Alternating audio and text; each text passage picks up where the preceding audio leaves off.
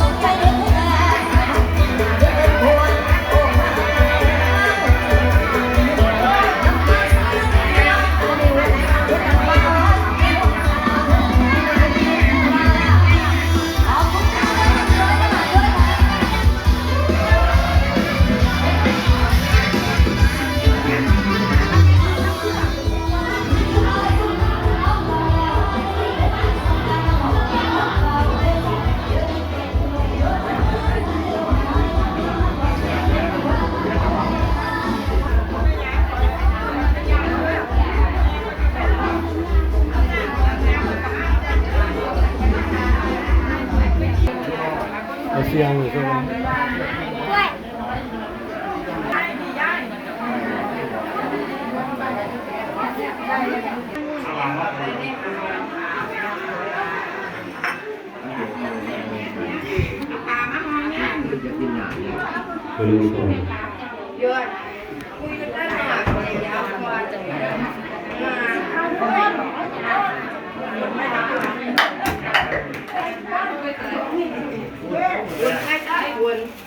ดองไปเนี่ยบ่ว่าแม่เฒ่าหรอกร้อง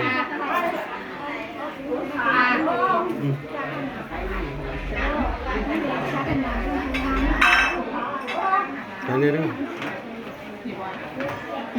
เจ้าอันนี้เด้อพ่อพามเด้อเปิดไว้ได้นะเปิดไว้นี่หมอคอยเจ๊ก็ได้จะว่าก็เวิร์กจักบาท2 บาทบ่ดังบ่แห้งๆคันสั่นก็บ่แห้งก็เปียกเข้าไปเท่ากันบ่ฮอดทางใดกูมาจังได๋อันมาเจ้าอันบ้านเจ้าสาวว่าให้อันพ่อพามสวดได้ยัง ผู้มากระวดเอาตัว30นาทีเนาะบ่ว่ามาก็ยังเอาเฮ็ดเอาเปียก เดี๋ยวเปลี่ยนจังหวะเลย อาเทียนเจ้าจับอยู่นั่นนี่ ไม่เป็นจังหวะเลยนะ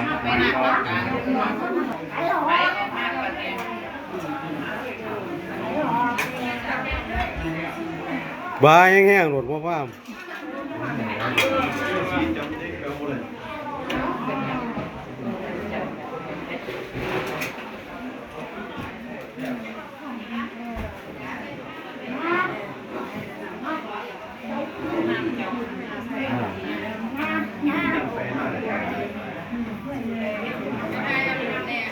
ใจเย็นใจเย็น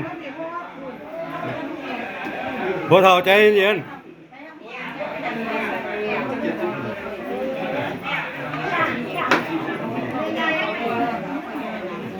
ค่อย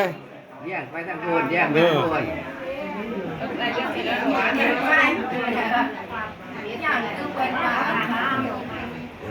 แยกไปทางตะวันแยกไปบนน่ะๆ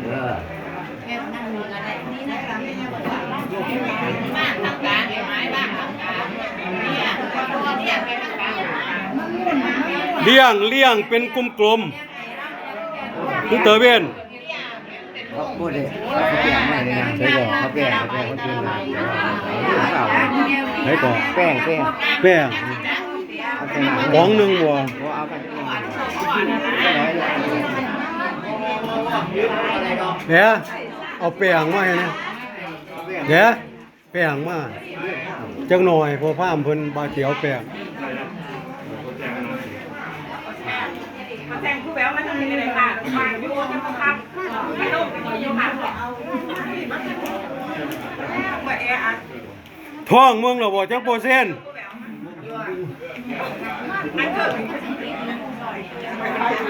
96ถ้าท้องลาวนั่น90ครับ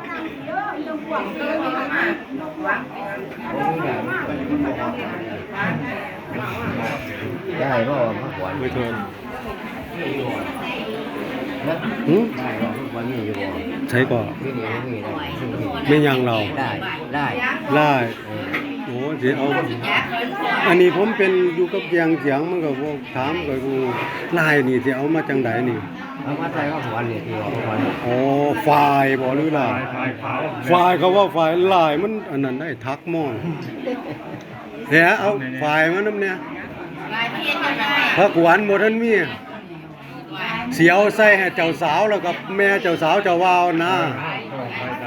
โค้งไปอันน้ำเงินอยู่ใจเย็น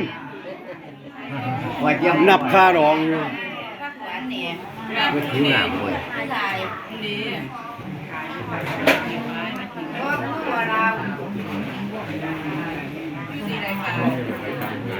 เดี๋ยวพอพามสิเอาน้ เอาหนักไม่จะปวดเลย ำน่ะเอาน้ำมาน้ำกวดหนึงน้ำเปล่าเสียงพอพามบ่มีเอาน้ำมากวดหนึงเอาตัวนี้เด้อพอ เ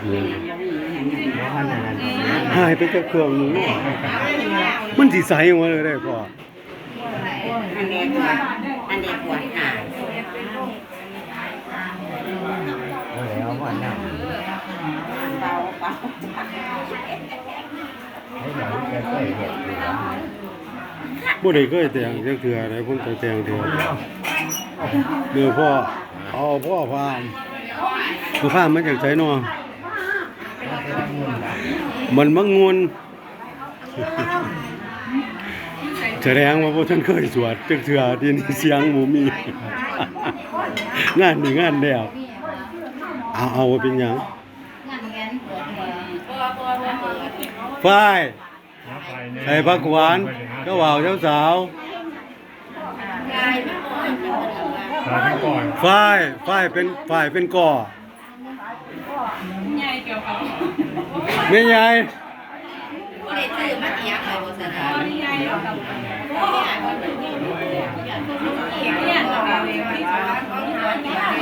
ใจเย็นๆเด้อเจ้าบ่าว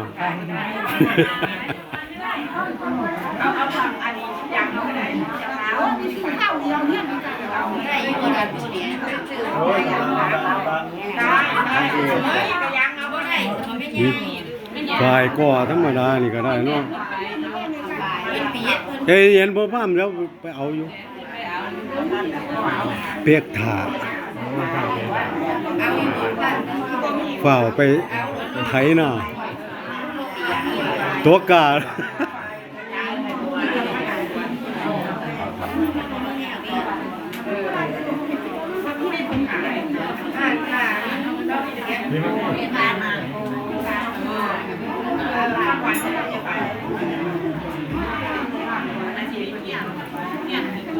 เก็บยากยาเนืองแม่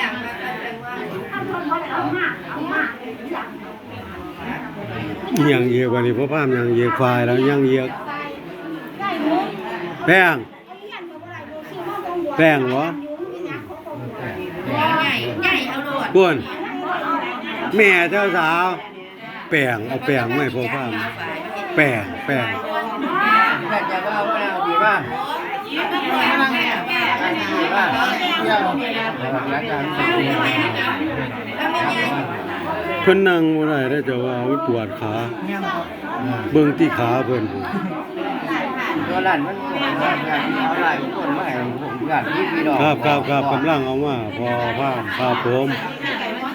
นะครับหลานเป็นอะไรบ้างนะ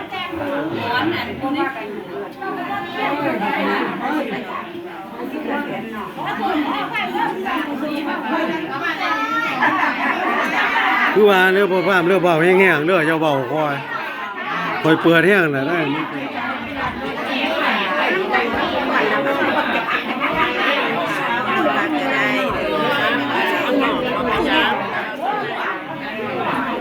ใส่ดาว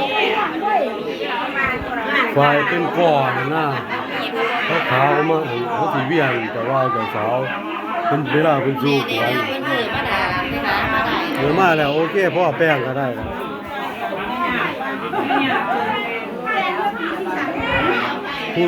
ผู้ข้ามเพิ่นอยากได้มันก็ตัวมีเนาะ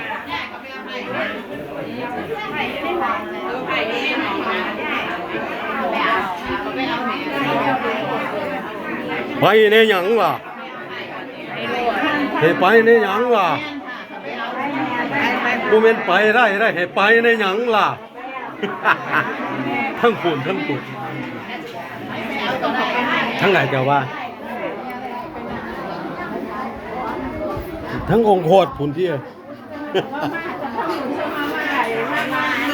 พี่ว่านสักขีพยานพ้องแท้เงินแท้